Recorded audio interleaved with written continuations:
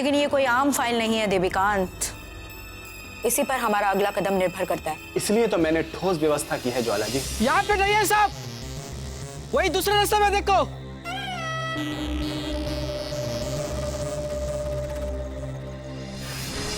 अब रंगराज जेल में है तो हम उससे कई बातें उगलवा सकते हैं, कई ऐसे सवाल जिनके जवाब हमारे पास नहीं है। ये काम हमने शुरू भी कर दिया है विक्टोरिया जी। तो उसने कुछ बताया? तुम्हारे जैसे तेज तर्रार आदमी को उसे क्या जरूरत, बहुत वफादारी निभाई तुमने। अब समय आ गया है कि मैं और तुम मिलकर साथ काम करें, एक नई साजिश। अरे जोगिन, तुम ऐसी सूरत बना के मेरे सामने चुप क्यों बैठे हो? मुझे मालूम है कि तुमसे ये बात छुपाए नहीं छुप रही। अरे जो बात है जल्दी बताओ ना। बाबा, आपका सारा सस्पेंस तोड़ने की ये पुरानी आदत है, लेकिन एक अच्छी खबर सुनकर आपको बहुत अच्छा लगेगा। अरे हेम बेटी, जब कुछ बताओगी तभी तो अच्छा लगेगा ना। बाबा, रंगराज को पुलिस ने गिरफ्तार कर लिया है। क्या? अरे वाह, लेकिन ये खबर मुझे अब मिल रही है और आज सुबह का अखबार भी नहीं आया मेरे कमरे में। कैसी बातें कर रहे हैं बाबा? मैंने खुद आपके कमरे में अखबार रखा था, आप पढ़ना भूल गए होंगे।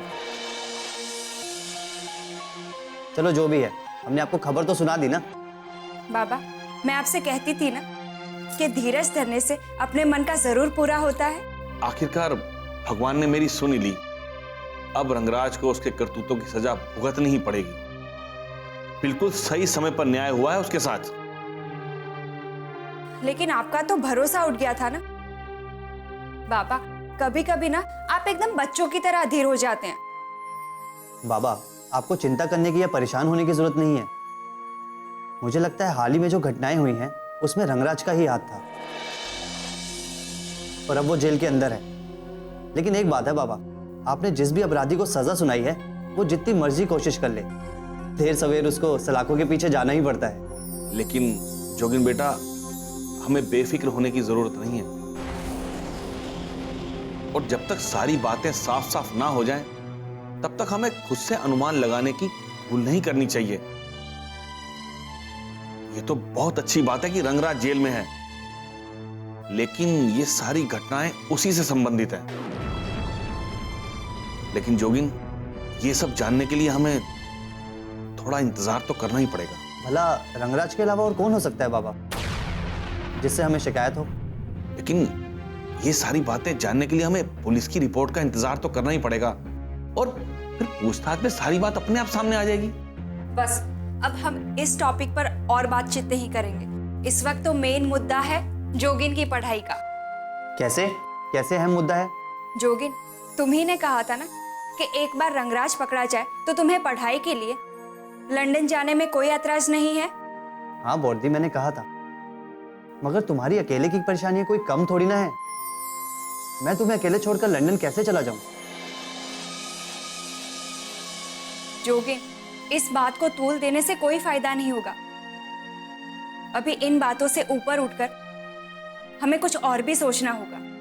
बिल्कुल जोगिन, हेम बेटी बिल्कुल सही कह रही। ठीक है पापा, मैं इस बात पर जरूर सोचूंगा, पर मुझे थोड़ा वक्त चाहिए। मैं आपको थोड़े ही दिनों में सब कुछ बतलाता हूँ। क्या बात है, मुझे तो अपने कानों पर विश्वास ही नहीं हो रहा है कि जोगिन इतनी जल्दी इस घर को छोड़ने के लिए रेडी हो गया। बॉडी, अभी मैं जाने की प्लानिंग कर रहा हूँ, तुम्हें ज्यादा खुश होने की जरूरत नहीं है। वैसे आज हमारे लिए खुशी का दिन है। रंगराज पकड़ा गया, हमारी काफी मुश्किल दूर हो गई है। लेकिन पुलिस ने उसे पकड़ा कैसे? बाबा, पुलिस के किसी सूत्र ने उन लोगों को न्यूज़ दी थी। आगे कुछ इतना डिटेल्स में बताया नहीं। बाबा, अब जो भी है सब कुछ पता चल जाएगा। असल काम तो हो गया ना। मैं बाबा की दवाइयां लेकर आता हूँ।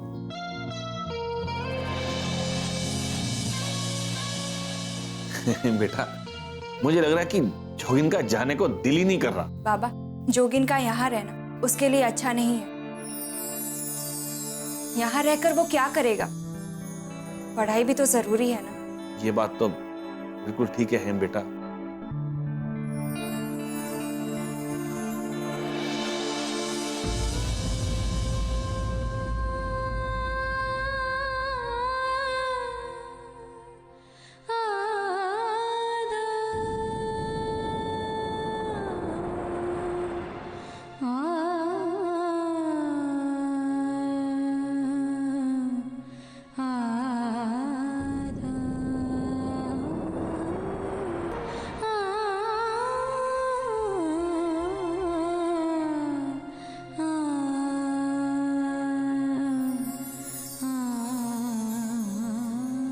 मैं भी कितनी भोली हूँ, बेवजह इधर उधर फंसती रहती हूँ। कुछ समझ नहीं आता मुझे।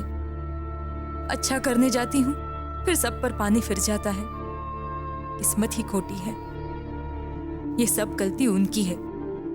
ना उन्होंने मुझे छोड़ा होता, ना मैं इतनी अकेली होती। अरे कम से कम चेहरा तो देखा होता। क्या मैं इतनी बुरी हूं कि कोई मुझे देखकर छोड़ दे? लेकिन हाय रे किस्मत, बिना देखे ही पराया कर दिया मुझे। अब देखो, मैं ढूंढती फिर रही हूं और उसके बदले में मेरे नसीब में ये है। मन को काबू में नहीं रख पाती, फिसल जाती हूँ, दिल पसीज जाता है मेरा। और इसी चक्कर में सारी गालियां सुनो, दुख सहो, बेइज्जती करवाओ। इससे तो अच्छा भगवान मुझे उठा ही लेते। लेकिन फिर इस फूल सी बच्ची का क्या होगा?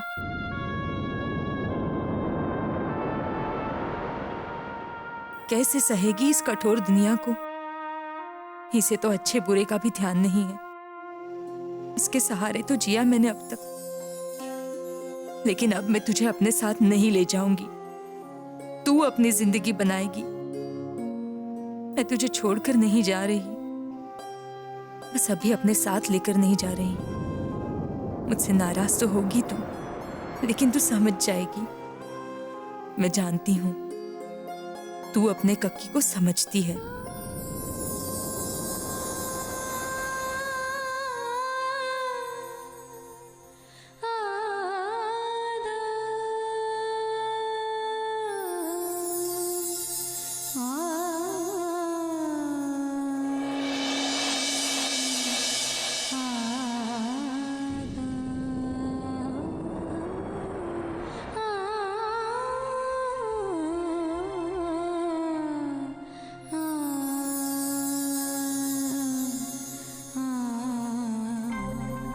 दुर्गेश्वरी, एटा चलबे ना। ये चुप चुप कर जाने की आदत तुम्हारी गई नहीं अभी तक, हैं? अरे क्या साजिश को अंजाम दे रही थी अब तुम? मैं अब इस घर में रहने के लायक नहीं हूं। मेरा यहाँ रहना पाप है। पाप तो है, लेकिन क्या इसी पाप का प्रायश्चित करने जा रही हो? अब मैं इस घर में नहीं रहूंगी, यही मेरा प्रायश्चित है। कम से कम सबकी नजर में अपने लिए नफरत तो नहीं देखनी पड़ेगी। कह तो तुम सही रही हो, लेकिन एक बात तुम्हें बता दूं कि इस घर में कोई भी तुमसे नफरत नहीं करता है। आप भी नहीं? हाँ, मैं भी नहीं। और क्यों करूं? जब मुझे तुम पे गुस्सा आया था, तुमने कोई काम ऐसा किया था तो मैंने तुम्हें खूब डांटा था। दुर्गेश्वरी, मैंने ये बात किसी को बताई नहीं थी। क्यों? आप बता ही देते तो अच्छा होता। इससे क्या फायदा होता? तुम्हारी इस बेवकूफी से अच्छा हुआ कि कोई बात बिगड़ी नहीं। मैं तो हूं ही बेवकूफ। बात बात पे रोया ना करो। काम तो वैसे गलत ही किया है तुमने। ये तो किस्मत अच्छी थी कि रंगराज जेल पहुंच गया और मां दुर्गे ने हम सबको उस बड़ी विपत्ति से बचा लिया। वरना न जाने क्या होता। मैं तो ये कहता हूं कि भागवत भजन किया करो। ऐसी लागी लगन कक्की हो गई मगन। अब कहने का मतलब है भजन किया करो तो शायद ऊपर वाले को भी तरस आ जाए तुम पे, तो अच्छा होगा। इसीलिए तो मैं गांव जा रही हूं। सबसे दूर, सबसे अकेले रहूंगी तो मन भी परेशान नहीं होगा। वहां कृष्ण लाला के भजन करके अपने दिन बिताऊंगी। कुछ तो पाप धुलेंगे मेरे।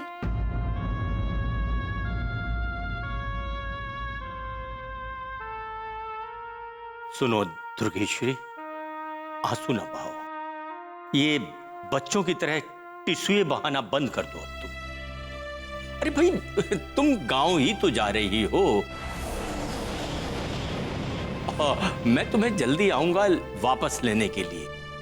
और देखो, तुम जाओगी तो वहां पर थोड़ा चेंज होगा, अपने आप का बदलाव होगा, आबो हवा भी बदलेगी। और जब तुम यहां पर आओगी तो सब कुछ नया नया सा होगा, तुम्हें अच्छा लगेगा। मुझे चुप भी करा रहे हैं और एक बार भी रुकने के लिए नहीं कह रहे। वो क्या है ना, मैं जानता हूं कि तुम बहुत जिद्दी हो। अगर मैं कुछ भी कहूंगा उसका उल्टा ही करोगी। इसलिए अच्छा है बाबा, तुम एक दफा गांव होके आ जाओ, मन बहल जाएगा, अच्छा लगेगा। मगर उस बच्ची का क्या होगा? अरे उस बच्ची की फिक्र क्यों करती हो? वो बच्ची अब मेरी है। हाँ, मैं उसका तुमसे ज्यादा ख्याल रखूंगा। और जब तुम आओगी ना तो तुम भी उसे नहीं पहचान पाओगी कि ये वही बच्ची है या नहीं। उसे कुछ होने मत देना। जिस तरह मैंने हर वक्त तुम्हारी रक्षा की है, तुम्हारा बचाव किया है, उस पर तो हम हमेशा निगाह रखेंगे। और वो मेरी देखरेख में रहेगी तो देखना, वो एकदम इतनी अच्छी बच्ची हो जाएगी कि मैं क्या कहूं। मैं तो सिर्फ कल्पना ही कर रहा हूं। तुम जब देखोगी तो हैरत में पड़ जाओगी। मैं उसकी हर तरह रखवाली करूंगा। लाओ, ये बैग मुझे दे दो, मैं तुम्हें छोड़ने चलता हूं, ताकि लोगों को भी मालूम ना पड़ पाए कि तुम गई हो। चलो आओ।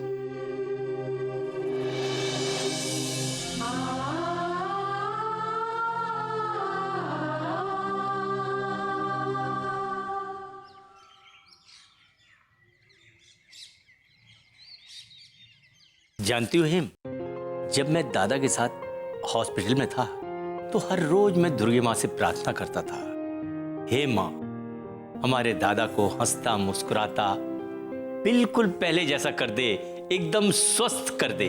लगता है माता रानी ने आपकी सुन ली। बाबा की रिपोर्ट्स आई हैं डॉक्टर महेश के क्लिनिक से। अब बाबा की तबीयत में थोड़ा सुधार आ रहा है। अरे वाह! अरे हे दुर्गी माँ, तुझे लाख लाख धन्यवाद। तुमने बहुत अच्छी खबर सुना दी, तभी तो खुश हो गई। लेकिन हेम, हम लोगों को भी सतर्क रहना पड़ेगा कि हमें कोई ऐसी बात दादा के सामने नहीं करनी चाहिए जिससे दादा फिर से परेशान हो जाए। सही कहा काका। बाबा की तबीयत में सुधार दवाइयों के साथ साथ सकारात्मक सोच की वजह से भी हुआ है। मगर साथ ही साथ एक और बात भी है जिसकी वजह से बाबा के मन का बोझ एकदम हल्का हो गया है। वो क्या? रंगराज की गिरफ्तारी से बाबा को बड़ी राहत मिली है। रंगराज की गिरफ्तारी, बाबा को तो राहत मिली है, हम पूरे परिवार को भी राहत मिली। जब कुछ महीने पहले रंगराज जेल से फरार हो गया था तो दादा बहुत परेशान हो गए थे। मुझे तो कक्की की चिंता हो रही है। कहीं वो कहीं चली तो नहीं गई? परी, कक्की अपने रूम में ही होंगी। वहां ना कक्की है और ना ही कक्की का कुछ सामान है।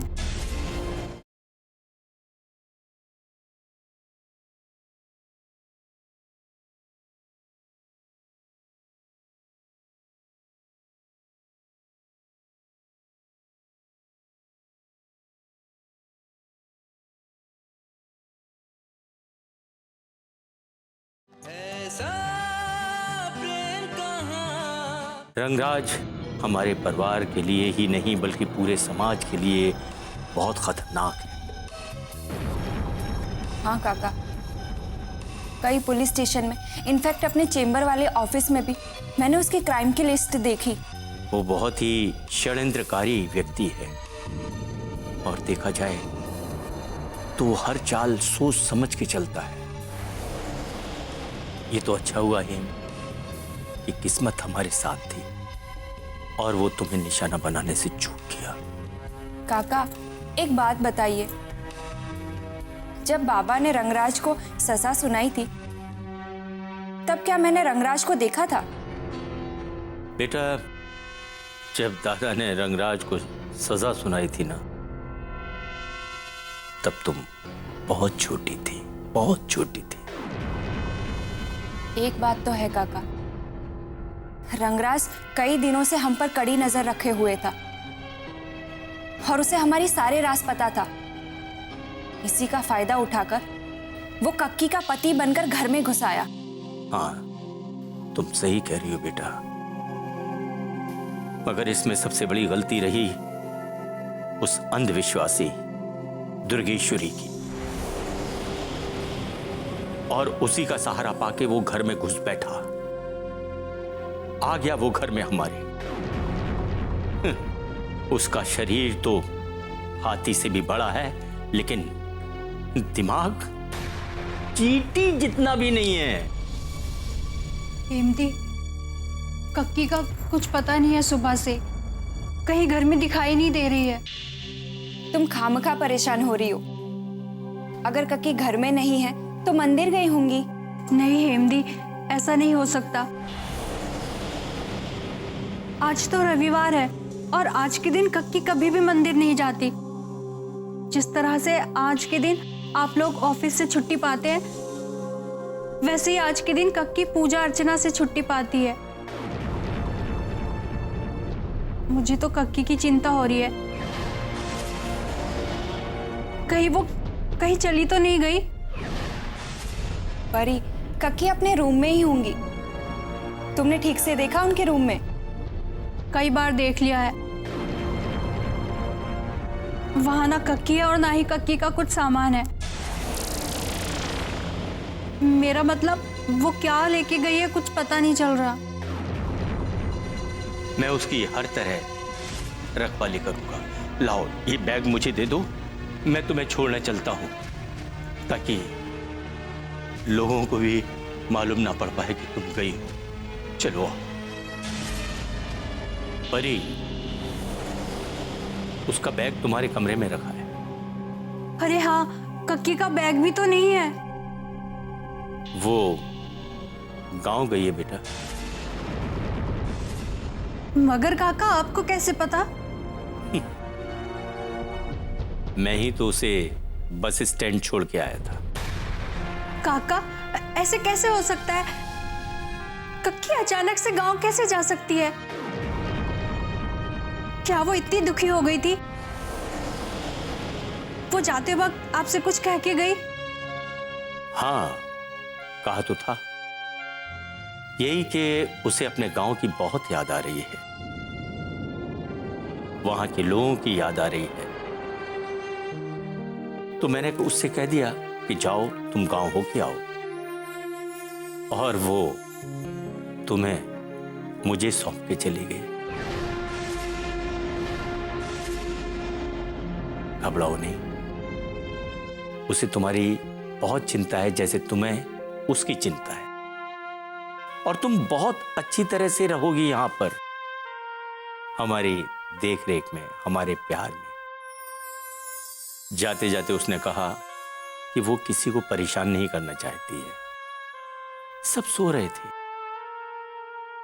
इसलिए उसने किसी को उठा के कुछ नहीं कहा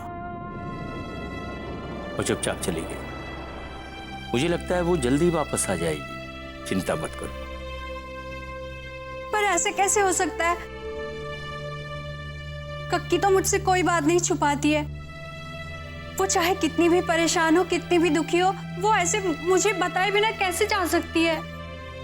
देखो परी, जैसा तुम कक्की के बारे में सोचती हो ना, वैसा ही कक्की तुम्हारे बारे में सोचती है, और वो यही चाहती है कि तुम खुश रहो, अच्छी तरह से रहो, तुम्हारा भविष्य उज्जवल बन सके। और अगर कुछ दिनों उसका वहां पर मन नहीं लगा तो वापस भी आ जाएगी। वो क्यों चिंता करती हो?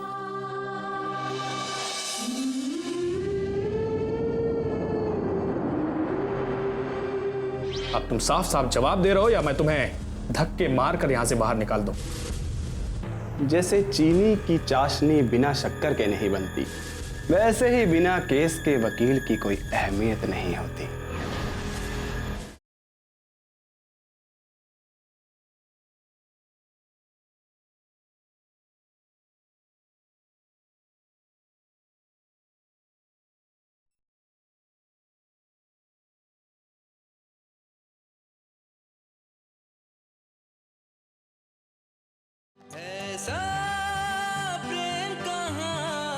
उसका वहां पर मन नहीं लगा तो वापस भी आ जाएगी।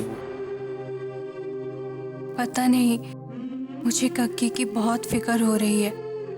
बात जितनी सीधी बताई जा रही है उतनी है नहीं। कक्की, तुम कहाँ चली गई?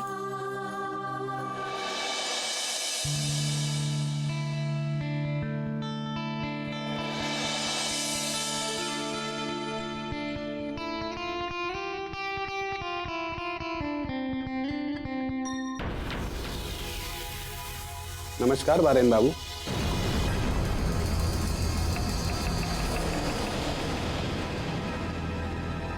मैंने कहा नमस्कार बारेन बाबू। लगता है आपका गुस्सा आपकी आंखों में उतर आया है, जो मेरे होने के एहसास होकर भी आप मुझे नहीं देख रहे हैं। अरे ऐसी भी क्या नाराजगी है कि आप मेरी बात सुनना ही नहीं चाहते, जबकि मेरी बात सुनने में आपको ही फायदा है, और आप हैं कि मुझे नजरअंदाज कर रहे हैं।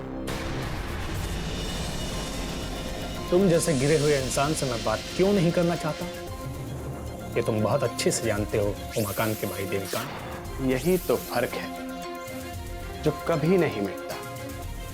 हर बार आपके अंतर मन की आवाज बाहर आ जाती है, और मुझे देखिए, जिसका मन कई वक्त से किसी कोने में गूंगा पड़ा है, कोई कुछ भी कहकर गुजर जाए, कोई आवाज नहीं, कोई जवाब नहीं। क्यों आए हो यहाँ? हर इंसान के दो पहलू होते हैं। पता नहीं आपको मेरा रंग काला ही क्यों नजर आता है। हो सकता है मैं सही हूं। तुम जैसे इंसान का दिल काला ही हो सकता है देविकांत। इस बेरुखी की वजह कहीं मेरा भाई उमाकांत तो नहीं, जो जेल में है? अरे उसके अपराध सामने आ गए हैं तो इसका मतलब ये नहीं कि मैं भी अपराधी हूं। तुम साफ साफ बोलो यहाँ क्यों आए हो? मुझे अपनी चिकनी चुपड़ी बातों में फंसाने की कोशिश मत करो। मैं बहुत ही सीधा आदमी हूं और बहुत सीधी बात करता हूं, और एक सीधा सवाल लेकर आया हूं और सीधे ही जवाब की उम्मीद करता हूं। तो ठीक है, सीधी सीधी बात कर लेते हैं। तुम सीधे सीधे लफ्जों में बता दो कि तुम सीधे सीधे चलकर बिना पूछे मेरे घर क्यों आए। ऐसी बात करके आप तो मुझे डरा रहे हैं। पता नहीं आपको कौन सी मेरी बात बुरी लग जाए। Time up, time up, time up. तुम्हारा टाइम खत्म हुआ देविकांत। अब तुम साफ साफ जवाब दे रहे हो या मैं तुम्हें धक्के मार कर यहां से बाहर निकाल दूं? जैसे चीनी की चाशनी बिना शक्कर के नहीं बनती, वैसे ही बिना केस के वकील की कोई अहमियत नहीं होती। आप कहना क्या चाहती हैं विक्टोरिया जी? ये तो मुझे अच्छे से पता है कि रंगराज से जुड़ी हुई सभी फाइल्स हमारे गेस्ट हाउस वाले ऑफिस में रखी हुई है। उसके खिलाफ सभी सबूत, सारे पेपर्स, वो सब उधर ही रखा हुआ है। कोई और तो जरूर है जो इन सभी पेपर्स को उस तक पहुंचाता है। वो जो भी है विक्टोरिया जी, वो आप लोगों के बेहद करीब